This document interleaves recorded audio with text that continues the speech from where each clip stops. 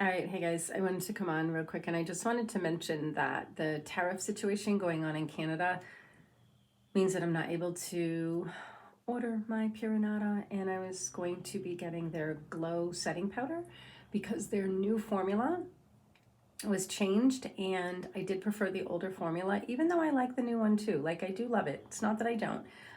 But I definitely thought that the older formula had a little more glow to it. So I ordered some of the glow setting powder just to be able to mix in with it. And unfortunately, because of the tariffs, I'm not able to get it. So I was really, really sad about that. But anyway, oy, it's only makeup, right? But I did want to share with you, I love the Purinata, you guys know that, and there's others that I love, and I've actually done some videos on some of those other ones in the past as well. And today I just wanted to share the Lilly Lolo. Now, I have it on right now, and I have one layer on. This is just one layer of Lilly Lolo. I don't have anything else on my face. And as you can see, it looks pretty darn good, okay? And for those of you that have followed my channel, you know that I put out skincare videos. You guys know what I do to my skin, how I take care of my skin, how I prep my skin. And I am simple, old school. I don't use anything modern, and I don't use anything aggressive on my skin. The only thing that I use that would be considered mildly, I don't like the word aggressive, but mildly exfoliating is a washcloth. And I make sure that I use very gentle ones. So I use 100% cotton, and I do like a little bit of texture, but I don't want it super rough, but enough texture to be able to remove that loose, just the loose stuff of the horny layer, because I do not want to remove my horny layer. I do not want to start messing around with my stratum corneum, okay? Not at all. That horny layer is that outer layer of the stratum corneum, but it's where the loose stuff will start to loosen up over time and fall off. And when you get older, that process just slows down a lot. So I'm only interested in encouraging that turnover. I am not interested in radically altering my horny layer or my stratum corneum. Okay, so you'll never see me using any modern stuff. And I understand way too much about how important the stratum corneum and the horny layer is to protect you, okay, to protect your skin and to protect your body, because it's your first line of defense, and it actually helps prevent things from getting into your body. And what happens is when you remove that stratum corneum or thin it out a lot, and you remove that horny layer, things are now able to get into your skin that would have normally been kept out. Keep that in mind. Okay, so all of these chemicals and things that people are putting on their skin, they're getting a lot more into their body than they normally would if they weren't using retinols and chemical peels and chemical exfoliants and all of those things. So I'm only interested in removing the loose stuff, the stuff that is not adhered anymore. It just hasn't quite let go yet. You guys know that's what I do. That's what I'm all about. So my favorite right now is the 100% cotton crocheted cloths. I love them, and I use a very gentle hand, and it just helps to keep my skin really smooth and polished. And then of course I use my balm, my homemade face balm, and my little rose water and a little face massage, and then I'm prepared. I'm prepared to go in with my mineral powder. So I never use cleanser on my face either. I'll use a little bit of oil to remove the mineral powder at the end of the day, but that's it. And this is what it looks like on my 56-year-old skin, although I'm going to be 57 in 2 months. And I don't do any modern stuff to my skin at all. Okay, everything I do is old school. I'm doing the same things that I've been doing for 30 years. So, yeah. When I got into skincare, we were all doing old school stuff. That's how I learned anyway. That's what I wasn't interested. Even back then there was crap, but I wasn't interested in it. I wasn't interested in any of that stuff. And so I learned from really, really old school people. And it's still what I do to this day because I am convinced it works. And I share it with a lot of other people too. And it absolutely works. And again, I'm not talking about if you want to look like Barbie, if you want to look like a fake caricature of yourself. I'm not talking about that, because that's a mental illness, okay? That you want to look young. We're not young. I'm not young. Why do I want to look young, right?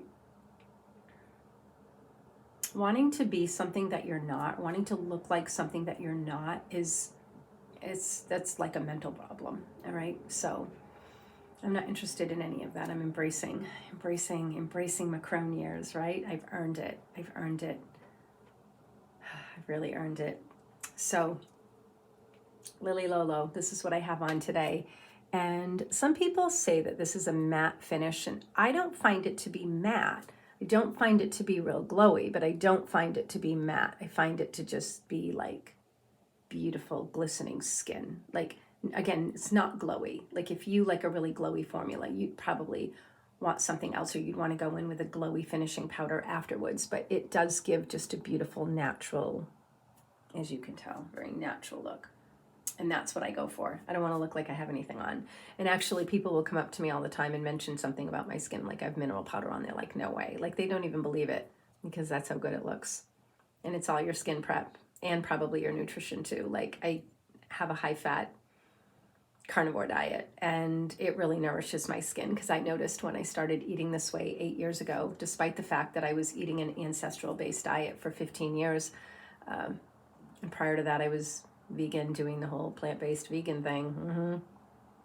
When I went carnivore, high-fat carnivore, my skin did definitely improve. And I never had horrible skin, but it absolutely improved, and I noticed really significant differences. So I'm a huge advocate of that. You guys know that. And I do love mineral powders. And this does not have a high SPF, but it does have a little bit. So again, I don't know how much I'm going to be out today, but I will be out a bit. I'll be walking a bit and go do some errands and stuff. So I just wanted to throw a little bit on, and I'll step back a little bit just to show you. I did put a little bit of bronzer on, only because I'm in between shades right now, and I have to play mixologist, and I didn't get it quite right today. So it's a little bit too light for me, but I do want a little bronzer in. It's okay. It works. I don't mind if my face is just a tiny bit lighter than the rest of my body. I can always throw a little more bronzer on if I need to. But I wish that they had, although I did 50-50 and it wasn't quite right. So I did like 70-40 or 75-25. I mean, 70-30, 70-30 or 75-25. But it still wasn't quite dark enough. But yet this alone is too dark. So it's like finding that perfect amount of this one to make it match my skin really good has been a little bit tricky. Yeah, especially this time of year when I'm not getting as much sun. So my skin is going to continue to get lighter. So I'm constantly having to mix foundation, so it's a little bit of a pain. But anyway, what are you going to do, right? So anyway, I do love it. I do love it. I think it looks really, really beautiful. Again, not super glowy, but it's not super matte either. I think it's almost like that sweet spot for those that want a truly natural look. There are others that I do love. Like I do love the old formula Pura Nata. It has a little more glow. It is really like absolutely gorgeous. And their new formula, I don't know. I think their new formula might be a little more like this. I don't know. It still does have a little bit of a glow, and it's still beautiful. The formula is still gorgeous. Like, it still makes my skin look flawless. But again, a lot of it too is I'm just fickle. I don't like using the same product every single day. I like switching it up. And this is what I chose today. So anyway, I just want to share with you guys because it's a reasonably priced product. They did recently go up on their prices, but it's still not terrible, and you can always find it on sale. And I am currently in the shade Butterscotch and Saffron, although I can wear the warm shades too, which is Warm Honey and Coffee Bean, I believe. And I could possibly even wear the neutral shades too. I'm not sure. I haven't actually tried the neutral shades yet, but I could probably get away with it. I might even be more warm than olive, because when I get dark on my chest, it definitely has a little bit of a red overtone. So I don't know. I'm kind of like all over the place. I can get away with a lot of different shades, which is actually really good, just not cool. Although I do have an olive shade. It's an olive cool instead of an olive warm. And honestly, it looked way better on me than I thought. And I think it's because of the red overtone that I have on my chest. I don't have it like so much elsewhere. I'm more of like a goldeny tan, peachy goldeny tan, but my chest from probably years of sun damage, right?